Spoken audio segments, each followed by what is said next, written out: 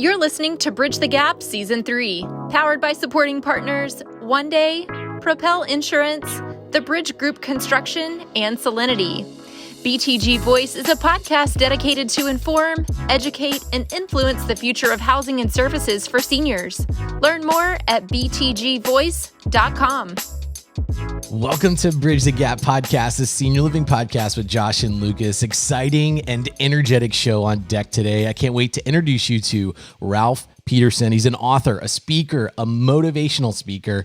He's a Marine and an endurance athlete, and he's on our show today. Welcome to the program. Thank you so much. Usually the initials that follow my name are just AAGG, all around great guy. That's all. Well, you know what? I love your pizzazz. You are not short on confidence, and it's actually a really, really good thing. And it's going to tie into some of the stuff that we're talking about today, because one of your biggest mission is to motivate and develop people, especially managers. So tell us about your history and how your background has influenced you to create this company where you develop people. Actually, just to be clear, it's not people, it's people who literally want to take responsibility. So if you know someone who says, you know what, pick me, I'll be in charge, I'll be the captain of the team, that's who I want to work with. That's who I want to talk to. That's who I want to help develop. Those are the people. Because, there's a huge, huge shortage in the world, in every industry, military, religious institutions, government institutions, schools. There's a shortage of people who are willing to take responsibility and say, yes, I'll be in charge. And so you give me everybody who wants to be in charge, I'll help. That's my mission. But it's kind of a weird way of getting here. I started working in long-term care. When I first started, I've always wanted to be a manager, but I've never wanted to develop managers. I didn't know what that was all about until I started getting into long-term care, where I was tasked with the job of replacing myself. Have you ever gotten a promotion and needed to replace yourself? What a daunting task that is, because you want everybody to be as good as you, but not quite as good as you. There's this whole thing called sevens hire fives, and sevens hire fives is this theory where a person, if you rated a manager from a 1 to 10, 7 will only hire somebody that is about a 5, right? So, because you never want anybody to be as good as you, and certainly not better. But of course, you can't be an effective manager if you're going to be a 7. So you gotta get over that hump. Sure. Because you know what 8s hire, right? 8s hire 8s. So 7s hire 5s. That next leap is 8 hires 8s. So anyway, I found myself having to develop people to become managers, find people who wanted to say yes, who had some ability to get people to believe that they should be in charge, which is a big thing. And I started hosting this Wednesday night meeting with 4 or 5 housekeepers, like just regular, hardworking housekeeping people who wanted to be managers. And every Wednesday night, we're sitting in this basement of a nursing home talking about what it means to be in charge, how to handle this, how to handle that. And at the time, this is really early. This is in, like 2003, 2004, when YouTube had just started. Like, it was a brand new thing. And podcasts were essentially really, really, really new. And I was looking for something like, how do I train managers? How can I get them information? And somebody had mentioned this idea of podcasts and video YouTubes and stuff. And so I found this video, and it was this woman, and it was called a fireside chat with an executive leader. And I was like, oh, the title sounds good. And it was legitimately this woman in a business suit sitting in front of a fire talking about employee engagement. And I watched about 8 seconds of it and realized there's no chance this is for us, because we're dealing with drug addicts, we're dealing with theft, we're dealing with fist fights, we're dealing with, in housekeeping management, we're not dealing with that high, it depends on where I was in a pretty good size city. So the level of employees people weren't even showing up to work. Forget this whole fireside chat with an executive. So I was like, let's just go in a nursing home. Let's go in the basement, find ourselves a room, and let's just start having conversations. What I didn't know is the owner of the nursing home owned a few nursing homes. Every Wednesday night, he would be in this building in his own office in the basement. So every Wednesday night, he started hearing me ramble off about these leadership tactics and how to get people to buy into what you're doing and how to do oversight and all that stuff. And one day he calls me into his office. I'm thinking I'm in trouble. And he goes, I've been listening to you for weeks. And all I realized is that I want you to train all my managers. And that is legit how it happened. I went from in a basement training people, just trying to get housekeepers to become better managers, to upstairs working with the administrator, the directors of nursing, the charge nurses, all the managers. And I was like, oh my God, I can do this. And, a few years later, I went out on my own doing it. So. Oh man, that's super cool. So, Ralph, talk to us a little bit about when you go into these communities or leadership management teams. Just kind of unpack a little bit, give our audience, it's pretty broad audience in senior care, but give them a little taste of some of the entry level stuff, where you start organizations and leadership teams with, management teams with. Where do you try to take them over the course of your time with them? Well, I'll give you a couple things that we start off with. The first thing we have to start off with is what our whole mission is. What is our shared aligned goal? And you're not going to believe this, but everybody in the room, it could be 2 people or 30 people, they all have a different goal. And first, getting them all on the same page, getting them all aligned to whatever the mission of the organization is. And a lot of times it is always specific to the organization where we're eventually going to get to. But what I'll do is I'll have everybody draw out, just write out as many of their own goals for work that they want to have. And we'll end up with 40, 50 unique goals, like a lot. It depends on how many people are in the room, but a lot. And then our job is to pick the top 5 and then agree to stop doing all the others and only do those 5. Because all those others, the 45 others, are taking us away from the 5 most important things. And so if you would imagine, what I do is I'll draw a little pyramid. So the top circle is our overall mission. And then underneath that, there's 3 circles, and those 3 circles are the sub-mission. And then underneath that are the 6 circles, which are the day-to-day mission. But all of them point to the main mission, which means we're going to get you to identify our goal is, for example, our goal as a management team is to make sure that our resident needs come first. That's an easy one. We'll make it not complicated. So our whole goal is to make sure resident needs come first. That's our overall goal. It means it doesn't matter what we do throughout the day, what we plan, it all has to meet towards that end. Whatever the resident needs are, that's what we want to make sure happens. So that means the underlying goals of that might mean that we have a monthly meeting where we're testing the quality measures of the acuity levels of our residents, our weights going up, our weights going down, our satisfaction levels of food service, our satisfaction levels of housekeeping, our satisfaction levels of the activities that they're having. Are they getting enough activities? Does everybody like bingo? The answer is yes, by the way. It's been 100 years. Bingo is still the most important activity in long-term care. Maybe it'll change. I don't know. For a while there, we thought the Wii video game console from Nintendo was going to take over. It didn't. Everybody still wanted to play bingo. But every activity that we do then, from the time we start to the time we end, to how much staff we use, to how much money we spend, to the kind of food we buy, to the menu we have, to the times food's delivered, is all to this one end. What does the customer want? What makes them the most happy? But that makes sense, right? That's a pretty easy. Once we can get everybody on board, then I talk to them about what it actually takes to manage. And this is a gut check. This is a straight up legit gut check, because I would say that in management, there are 5 rules. They're really simple. They're really basic. They are: managers are not allowed to walk by trash. Well, that's pretty easy. If you're in a management position, you're probably the type of person who doesn't walk by trash. Can we agree on that? And that's probably how you get recognized. A manager has to be on time. Okay, so these are not brain busters, okay, right? But managers can't be late. They can't be. They just simply can't be. Managers have to dress professionally. I'm a manager. I'm going into work today, right? I dress professionally. Managers have to get all their work done. That's interesting, because you would think that that's a no-brainer, because managers they do come from the super worker pool. They are the people who get their work done. So that's an easy one. And then managers, the 5th rule is managers have to be visible. Meaning they can't hide in their office all day. You can't not be there. You have to be visible. Those are 5 easy basic rules. But if we unpack those rules a little bit, we would see that those aren't rules that we want our managers to adhere to. Those are rules we want everybody to adhere to. I mean, those are rules we want. A brand new employee come walking in the door today and somebody's been there for 30 years. We want them all to not walk by trash. We want them all to dress appropriately. We want them all to be on time. We all want to get their work done, and we want them to be visible. Last thing you want to do is go having to find somebody because they're hiding somewhere, right? So, I mean, these are basic, right? That's foundation stuff, but that's not managing. Here's managing.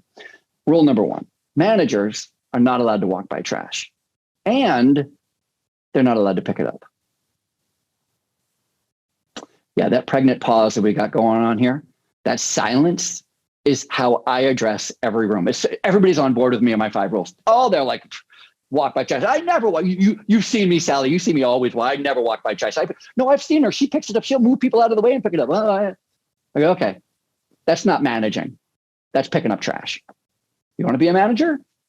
No longer allowed to walk by it or pick it up. That's a gut check. You can see across the room. People in the room will simply going, there's no way I would do that. No, I can't do that. No. And I'm fine. I'm totally good.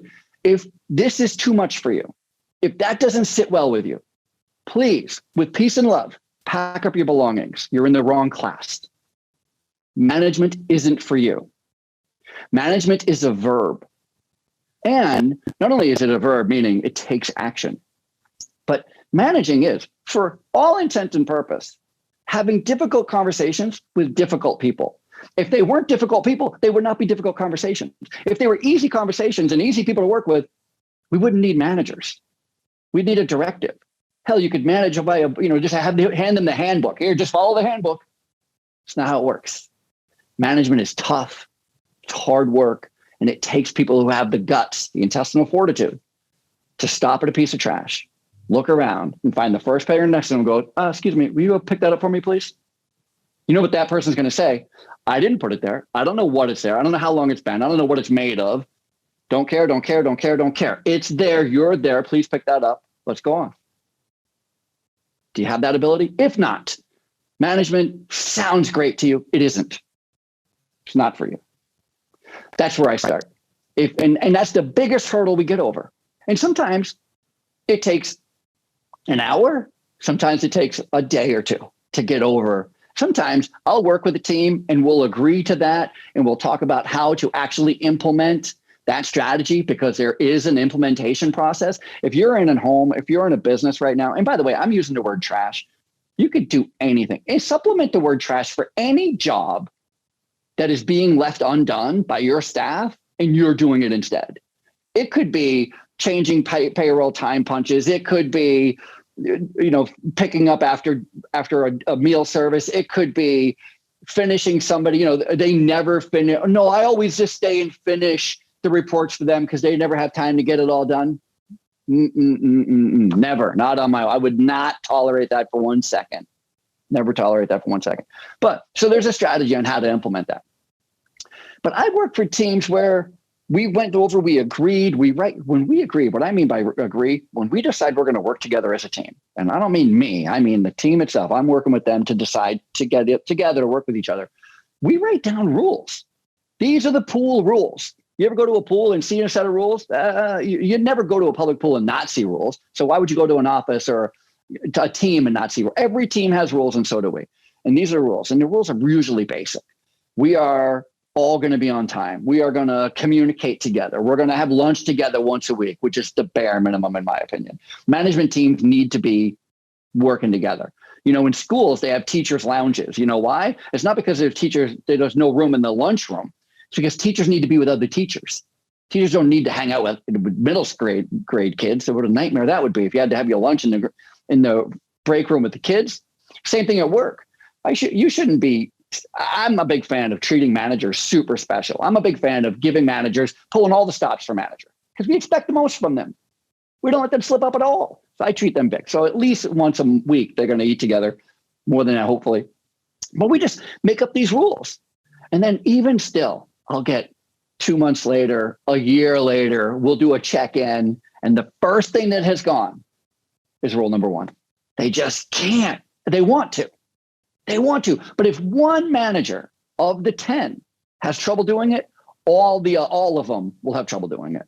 All of them will go, okay, well, she's not doing it, because it really is one of those things where Managers have to be on the same page, work in the same way, or man, our staff, yesterday I overheard staff, we're having a staffing shortage, which means we're having a lot of problems getting staff into this nursing home. And I heard one of these two nurses talking, and they're talking about how to leverage that they're coming to work when nobody else is for more money. So they're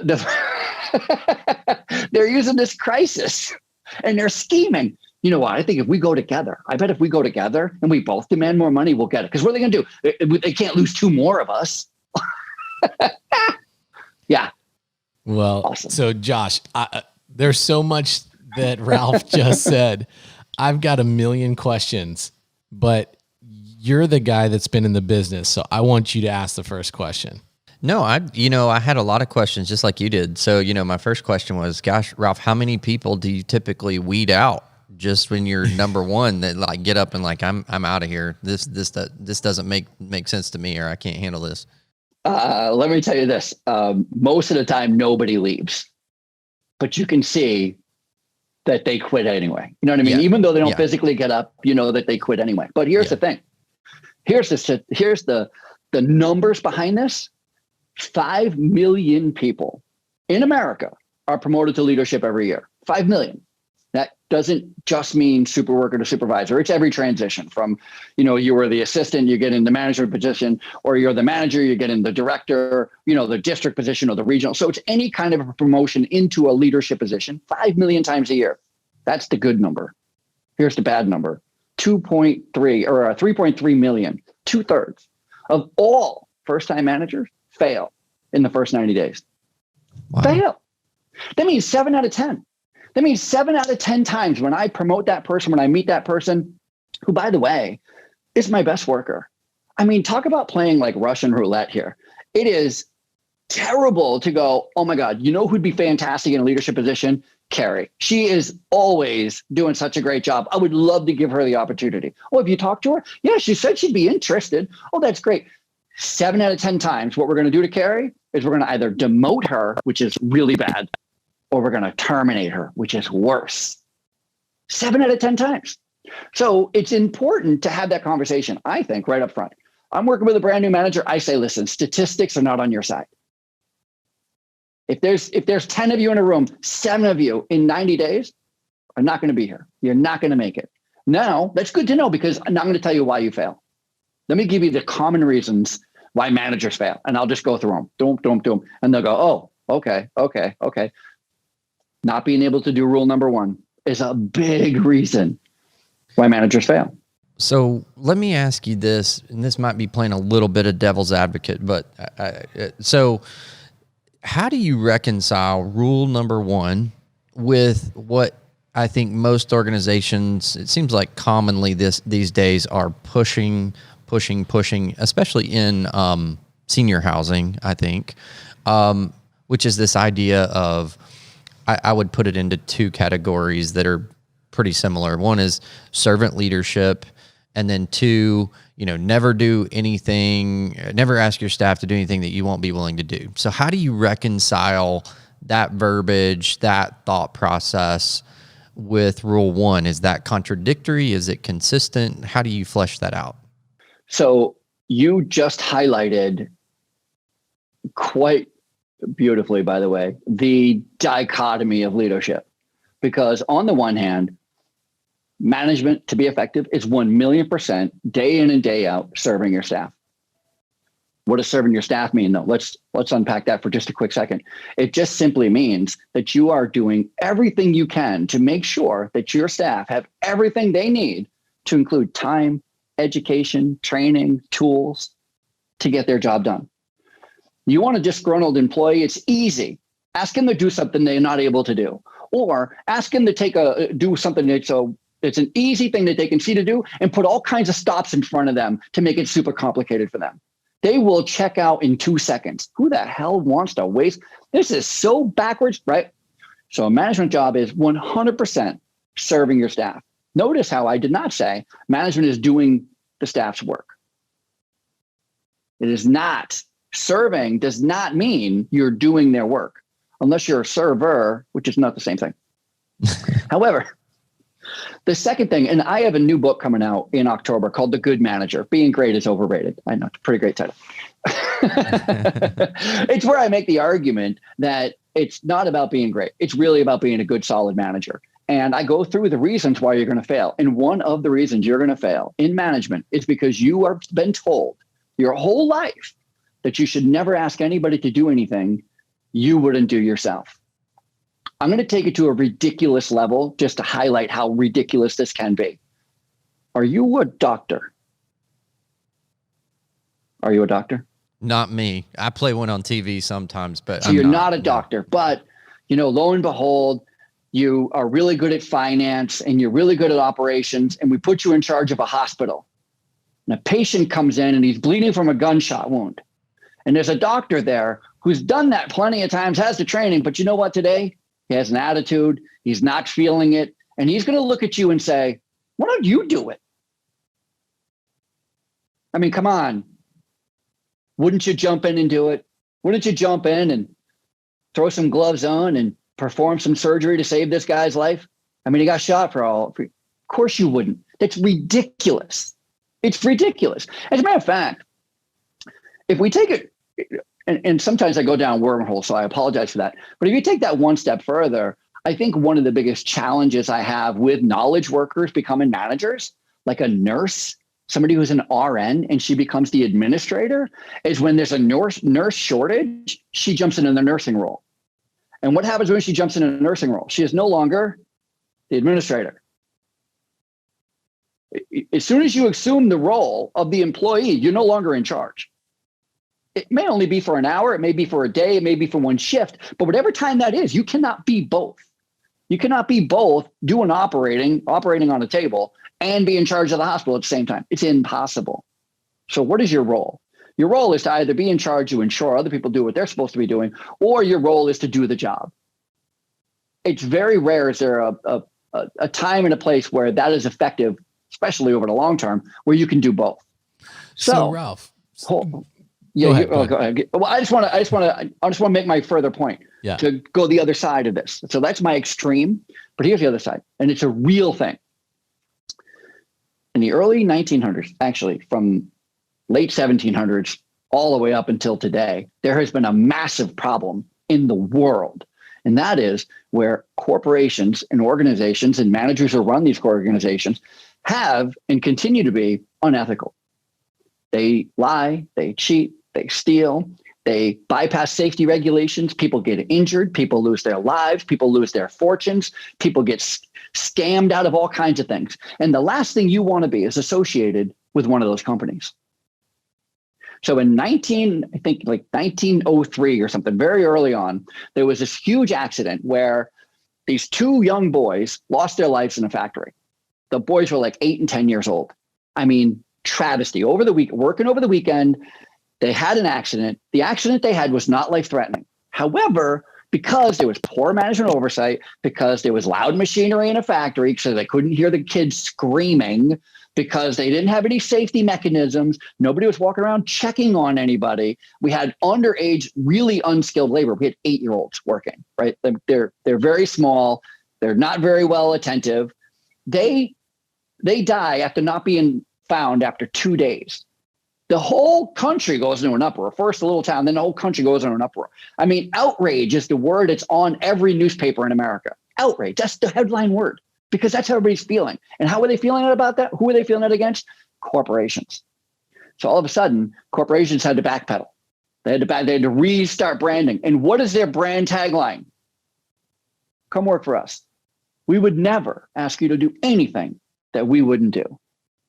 We are ethical. We wouldn't put people's lives in danger. You hear it now, advertising now. We are a socially conscious company. We put people first, people above profits. We do the right thing, right? In today's advertising, companies are morally pitching themselves against other companies.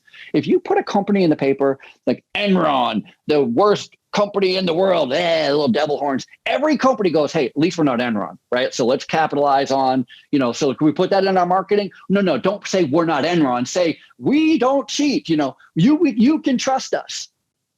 That's that where that whole nomenclature comes from, that turn of phrase, I wouldn't ask anybody to do anything I wouldn't do. That's like saying I have 2 feet. Okay, you're supposed to have 2 feet. You're not supposed to be unethical. If you have to make the claim, and I know a lot of managers, especially new managers, I did it myself. The question you think everybody is asking is, why the heck did they put that guy in charge? Why did they put that girl in charge? And you feel like you have to make that answer. You feel like you have to go up to everybody and go, hey, listen, they put me in charge. I know you saw my badge. I know. Oh, I got a little something on it. Okay. And here's the truth. Most managers don't even have the ability to turn the company to this evil end. It's a great thing to say. In practicality, it is a terrible practice. So managers, when you say, I wouldn't ask anybody to do anything that you wouldn't do, you're talking about legal issues, morality issues. You're right. If you wouldn't kill somebody, don't ask somebody else to kill somebody. If you wouldn't cheat somebody out of money, don't ask anybody else to cheat anybody out of money. But picking up trash, finishing their job, there's simply an excuse for you to not do your job. And you know why most managers want to pick up trash? Because it's easy. It's far easier than actually managing. Picking up trash is 10 times easier. And I still get paid as a manager. Heck yeah, I'll pick up trash all day long. I'll finish their jobs all day long. No. As long as you guys are fine with me finishing your work and you guys don't tell anybody so that I don't get in trouble, I still get the nice office and the pay, I'll just keep finishing your work. Because that's way easier than going, no, come here, pick that up. I know you didn't drop it, but we can't have paper there. Now, if you're the type of person, if you're the manager who can be there 7 days a week, 24 hours a day, and you come with a broom and a dustpan in your hand, then perfect. You know what we're going to call you? A great worker. We're going to take the management badge away from you and just let you be the worker. I know I talk too much. Throwing the heat. No. Ralph's throwing the heat this morning. Yeah. I know. Hey, listen, it's all about being a good manager. And you know who does not? You know who rolls their eyes at the manager when they see them picking up trash? The person who watched the other person drop the trash. So you have two employees. One employee is constantly throwing trash on the floor. They don't care. The other employee is like, I wish the manager would freaking talk to them about that.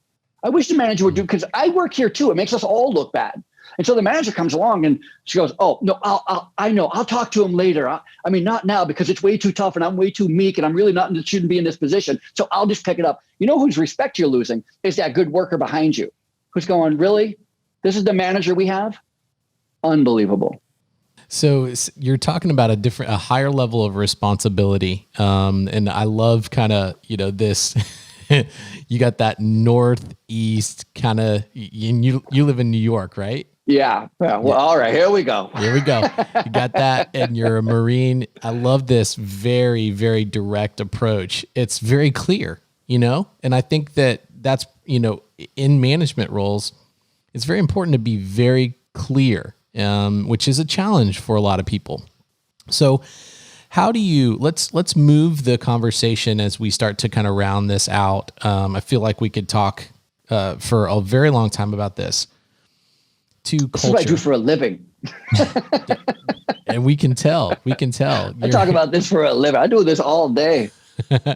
Yeah, so go ahead. How do you, so let's talk about culture, because we have multi-generations in our workforces today across the board. Specifically, you're very focused on long-term care, skilled nursing homes. We have a lot of people in our audience that are more in the AL, IL, memory care space as well. Mm-hmm. And then a whole industry of people in real estate, finance, insurance, technology, innovation, a bunch of stuff. And so I think this is helpful for anybody that's in these roles. But so we've got different age groups of people coming into the workforce. And, if you study, it seems like every leadership book that I've read recently, they always talk about Apple. They always talk about Google. I find myself scratching my head as a small business owner thinking like, it's really rough to make that comparison to these billion-dollar companies and their culture and small businesses. I know that there's different things that people can take away from that, but how do you develop culture while doing this very high-level responsibility, direct approach to management, and then So let me digress by saying, I think a lot of managers want to make friends, right? And because they want to develop that culture and that camaraderie. How do you balance those two things between management and culture and respect? Well, I have a friend who they're on a hiring board. And so every time they're hiring a new CEO, and it's a big company, so they have quite a few, regional vice presidents and CEO levels that they're constantly recruiting for. And everybody goes around the table and asks their one question. And his one question that he absolutely loves to, in his term, destroy a candidate with is, after 90 days, you take the job, after 90 days, how are we going to know you're successful? And he said 8 out of 10 of them, which means 8 out of 10, he doesn't think they're right for the job, say the employees are going to like me. Like, that's their level of gauge. After 90 days, you can tell I'm doing a good job because people are going to like me. So he immediately dismisses that as even a thing to even consider. It's an interesting thing because I don't want to not be liked. I want to be liked. I work hard to be liked. I think being liked is my job. I think every manager's job is to be liked, well liked, because nobody wants to work for somebody they don't like. As a matter of fact, they might stay working for you, but they'll do everything they can to undermine you, not in your face, not in an aggressive way, but very behind your back, talking catty, you're not doing the full job. It doesn't do us any good to have that attitude that I'm not here to make friends. As a matter of fact, that's one of the reasons why you get terminated, because you treat everybody like they're your enemy or like you're God, and you're put in front of, in charge of your minion. I don't think that's helpful at all. But when we talk about culture is an interesting thing. There's one of the largest aquariums is in Atlanta, Georgia, and it is massive. If you ever get a chance to see, if you like aquariums, it's like, I think it's like 5 million gallon tank. Like, there's 100,000 species of fish, 100,000 in one tank. Imagine that.